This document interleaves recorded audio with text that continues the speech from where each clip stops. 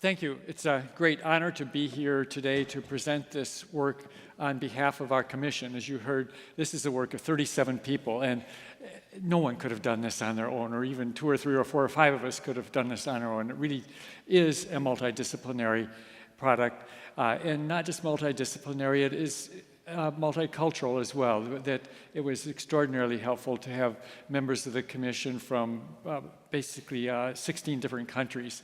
And that was critical to bringing forth the product that we're presenting today. We're going to give a very brief overview. There's a massive amount of information and facts if you want to dig down and look at the actual document itself. I hardly need to mention more of the problem. It's been already described by University Chancellor and Mayor that humanity is facing a huge crisis today in terms of environment, but also in terms of human health and well-being. Looking at the first panel here, what we see today, if we look across the globe, add up all the numbers, is we are facing a massive epidemic of overweight and obesity that's affecting, I think, virtually every country in the world outside of countries burdened by warfare at the moment. And this is threatening to undermine the real progress we have made over the last few decades.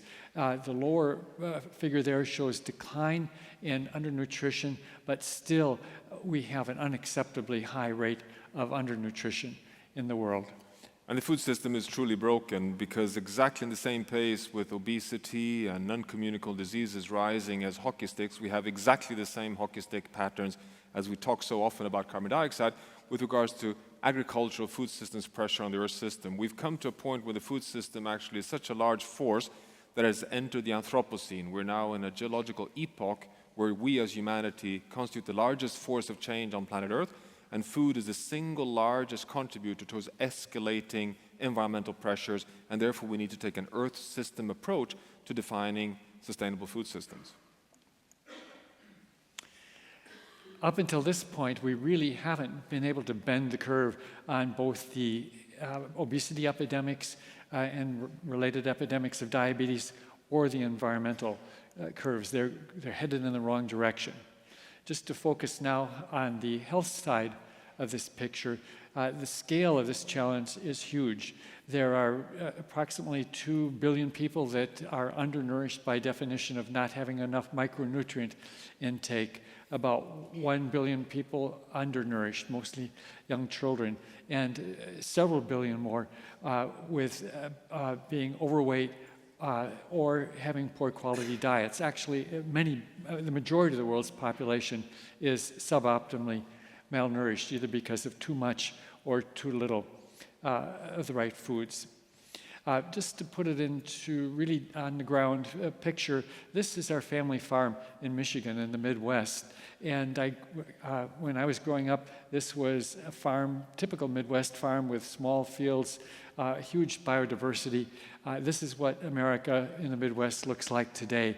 Vast monocultures of corn or soy. This is our farm, and the next farm, and the next farm, all blended into one massive field of maize. The sad part about this picture is that less than 10% of this is actually going to be consumed by humans, that about 35% will be converted to ethanol to drive big cars, about 45% will be fed to animals to grow red meat and some poultry, to about 15% to go into manufacturing, mainly high fructose corn syrup. So the sad part of our system is this is destroying the environment at the same time that it's undermining human health. And it's hard to imagine how we could have created a more dysfunctional system. This is very real. I'm going to need a little hand with a slide if somebody could go to the next. So this is the challenge that Gunhild outlined to us. We did set in this report a milestone at 2050, and we wanted to see how we could achieve healthy diets for the planet, feed about 10 billion people who will inhabit the planet at that time, a diet that is both healthy and does not undermine the environment. This problem is so, Great, thank you. This is such a challenging problem. It's almost daunting. It's sort of a problem you want to run away from or shut your eyes and ignore. So we broke it down into steps, and it worked out pretty well. The first step was to define a healthy reference diet using the best available evidence. Second step was to define planetary boundaries, and we were incredibly fortunate to have Dr. Rockström, who is the founder almost of the boundary concept. Then we applied a global food system modeling framework to see if this healthy reference diet could fit within the constraints of what our planet can support. And finally, after getting a positive answer that you'll hear about, we outlined strategies of how to go about doing this. How do we achieve what we want to do? So we set about to identify scientific targets for healthy diets from sustainable food production.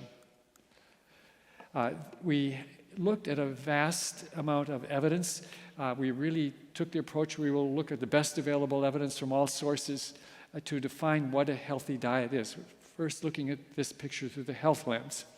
And to do this, we used randomized controlled feeding studies with cardiovascular risk factors as the outcome. These are short-term studies done in a few dozen people. We also looked at large observational cohort studies like our own that involve several 100,000 people, now followed for over 3 decades, where we're tracking diets and then looking at what happens to people in terms of cardiovascular disease, cancer, diabetes, and other outcomes. And we also looked at a few randomized trials of whole dietary patterns, looking at both cardiovascular disease risk factors as outcomes and also disease incidence. So we tried to put together the best available evidence from all sources. These are the numbers that we came up with after a lot of discussion and consideration of all of the evidence. I won't go into all of the numbers. The amounts of grains, definitely whole grains, not refined grains, fruits and vegetables are not too different than what you've heard in other dietary recommendations.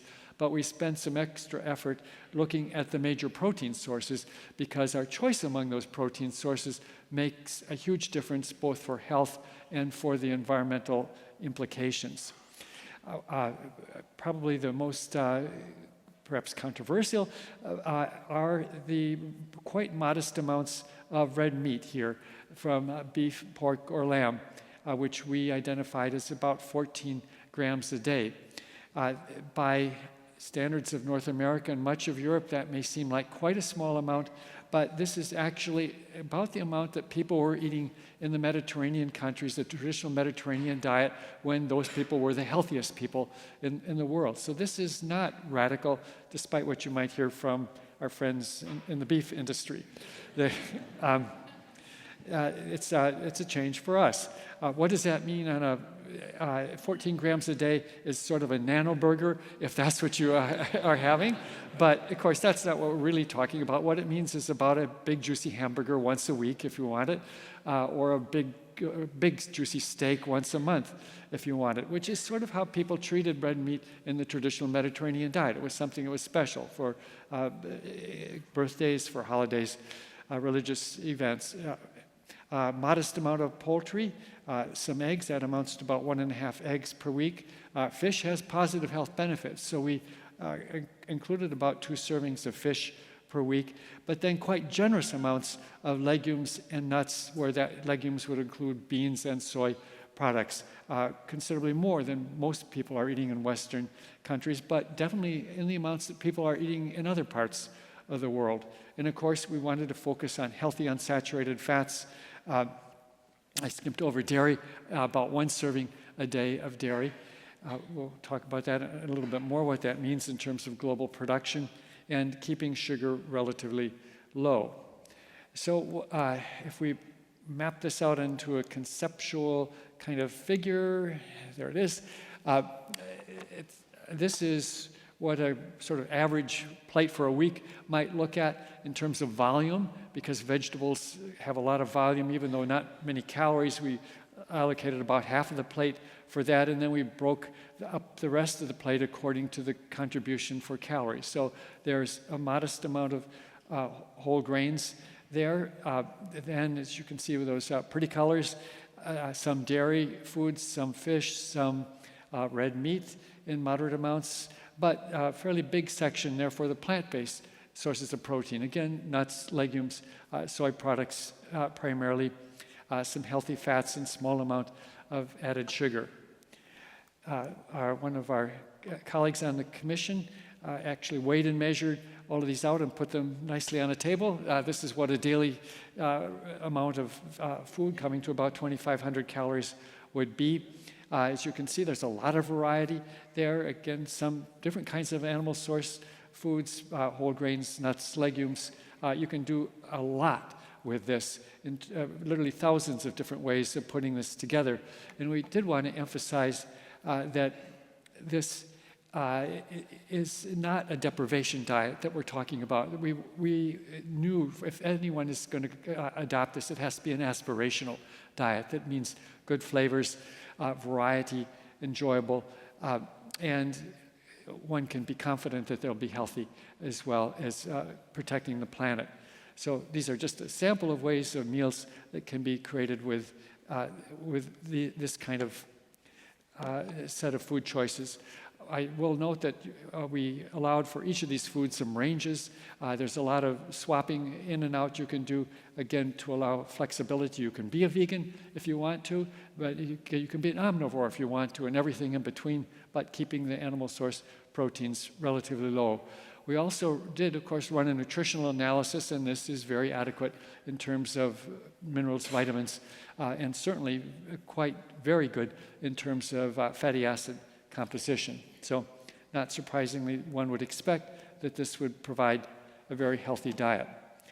We looked at we looked at current intakes around the world compared to our reference diet, where the reference diet is that vertical 100% line there.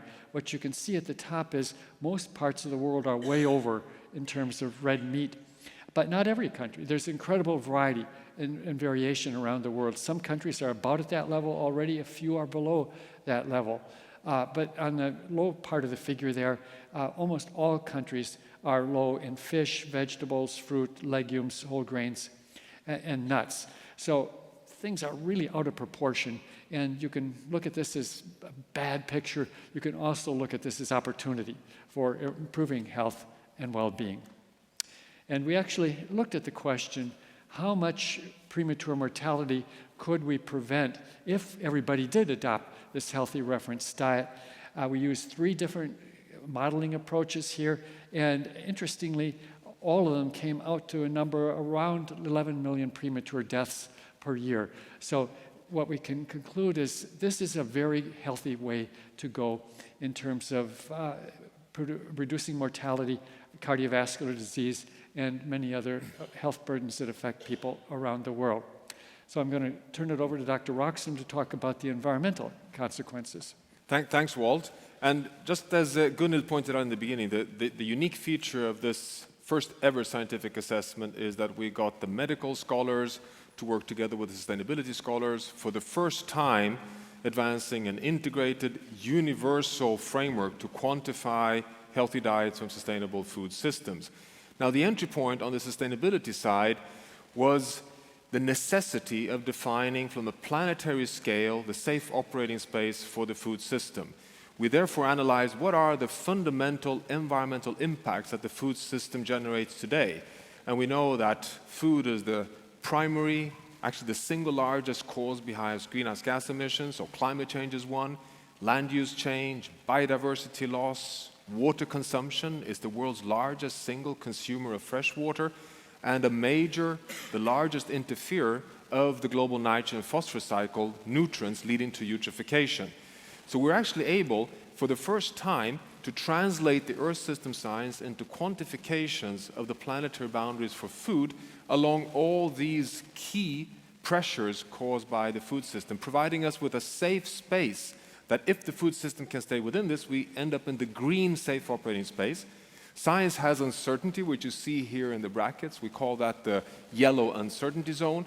And if you transgress that, you end up into the red danger zone, where we risk, quite frankly, destabilizing the stability or the state of the Earth system. Now, these numbers, I won't go through them in detail, but what they mean in simple translation is that, one, we now have to decarbonize the whole food system within 30 years. Secondly, we have to stop expanding agriculture into natural ecosystem. We need to feed humanity and recognize we've come to the end of the road of just expanding land. Can you imagine? We've translated 50% of the whole land area on the planet into agriculture. Half of the planet's Earth's surface is under agriculture. We must halt loss of biodiversity. We must radically improve productivity of water so that we reduce pressures, and we need to start cycling nitrogen and phosphorus and reduce eutrophication. That is basically what it means. Now, if you take these numbers, we are able to translate that into what it means to different areas of development. Let me just share with you what it means for climate. Here you have the United Nations Intergovernmental Panel on Climate Change translation of what the Paris Climate Agreement means, of staying below 2 degrees Celsius, aiming for 1.5. On the y-axis, you have emission of greenhouse gases. We emit roughly 40 billion tons of carbon dioxide equivalents each year today. We need to, as you see in gray, bend the global curve of emission no later than 2020, the x-axis is years, and basically reach a fossil fuel-free economy by mid-century. This we know. This we discuss all the time. This is really important. But the food system comes on top of this. It's what you see on the yellow and red lines here, which is nitrous oxide from use of fertilizers in particular and manure release, but also methane from ruminants, our livestock. So this is a significant additional portion of global warming. And what we know is that our only chance to reach the Paris Climate Agreement is that these emissions also are reduced, and that agriculture goes from the red line here, which is that today it's a major source of emissions due to deforestation and land use change, to become a carbon sink. We've translated all this into one integrated assessment and tried to take a responsible view of how do we feed 10 billion people a healthy reference diet that Walt showed, and we come to the safe boundary of saying that we're not going vegan or vegetarian with these diets, we're staying responsibly within a healthy diet. It means that we will have to accept a minimum of 5 billion tons of carbon dioxide equivalent to be able to have a healthy reference diet for humanity in the future. That's the boundary level we've set. With all these assessments on all these numbers, we're then able to explore the future. Can we actually answer Gunhild's question of feeding humanity healthy diets by 2050? We explore different pathways here of a dietary shift, adopting the planetary health diet that Walt described, reducing waste by half as one of the options for the future, but also two different investments in scientific and technological advancement for sustainable intensification. One that means on prod here, which is that we actually close the yield gap by roughly 70%. We really intensify sustainably on existing land, but also one even further sustainable intensification where we reach almost 100% closure of yield gaps, but also avoid expanding entirely any kind of agricultural expansion into the future. What does this look like in the future? Well, it translates to the following. Now, this looks like perhaps a little bit messy, but it really has a few very important messages I'd like to share with you. Now, what you have here on the x-axis are the planetary boundaries, from climate all the way to biodiversity. Red means we're very much in a danger zone. Green is where we want to be. Now, if you look at the top line there, that is business as usual, full waste as today, and as you see, we end up in the red right across. So if you continue as today, we are, as Gunhild just pointed out as an hypothesis and entry point, bound to fail with the Paris Climate Agreement. Look at the second line there. Still business as usual, full waste, but we adopt our healthy diet. Look at what happens on climate. We go immediately back into the safe space. Just by adopting healthy diets, we are actually on the safe side and contribute to deliver the Paris Agreement. This is a very, very major contribution of just eating healthy food, contributing to a sustainable planet. But the most exciting is if we go all the way down to cutting emission waste by half, adopting sustainable agricultural practices, and adopting a dietary shift, it can take us entirely back into safe operating space. We actually conclude that with technologies we have, we can actually take ourselves back to a sustainable future for humanity on Earth by adopting healthy diets and with having a very positive approach to advancements on science and technology for productivity and becoming more responsible with food waste. So this is a quite interesting, hopeful conclusion of this report.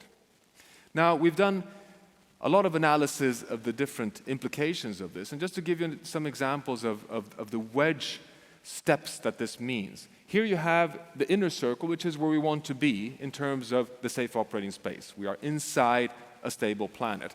This is for greenhouse gas emissions, and this is what it would mean if we change to a healthy diet. In one step, it takes us back. But if we combine this with an addition of having better practices, it would contribute a little bit, but it would not take us at all back into the safe space. Not even a radical change in productivity would take us back into the safe space. But if we combine all these three, we go all the way into the safe operating space. So our conclusion is that we need to have a full integrated approach where health and technology and waste reductions work together, and this works for all the planetary boundaries, to the point, actually, that this is what gives us the evidence that, yes, by combining health, technology, and reductions in waste, we can come back into the safe space. So this gives us quite some confidence in our analysis. Now, to close off with, what does this all imply in actions forward? If we have this diagnostic, if we have these numbers, if we have the evidence that actually health and sustainability can be combined for a desired future, we come with the following 5 strategies. Number one is that this is 196 countries that have to collectively work together towards this transition. It won't be enough with, however wonderful it is to be here, but awareness creation and dialogue on its own will not be the only tool. We need to have regulatory measures. We need to have essentially a UN Security Council type approach on food, as we're starting to see on climate and security.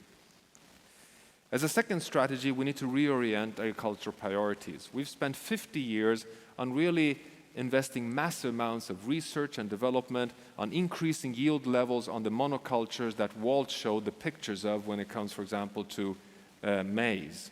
This has been extraordinarily successful. It actually took us through the Green Revolution. Now is the time to spend the same time and investment on the mixed, integrated farming systems that align themselves with a healthy diet. Because this is not about monocultures anymore, it's about an ecosystem-based, smart, high-tech integration of livestock, dairy, and diverse different sources of plant-based food systems. It's really exciting because it's working with nature for advancements of healthy diets. It's a question of recognizing that there are major shifts that will occur. It is clearly challenging, not least for example, for the meat industry. But what this means in percentage change, for example, is that, yes, it means essentially no increase in traditional cereal production. We're staying at the line we are today, even with 10 billion people by 2050.